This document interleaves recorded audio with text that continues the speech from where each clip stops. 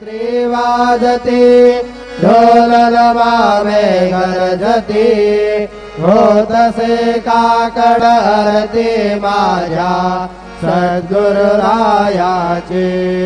सिंहनाद शंख भेरी आनंद होतसे महाद्वारी केशवराज विटेवरी रामाचरण वंदितो साईनाथ गुरु माझे आई बदला ठाव द्यावा पायी दत्तराज गुरु माझे आई बदला ठाव द्यावा पायी साईनाथ गुरु माझे आई बदला ठाव द्यावा पायी श्री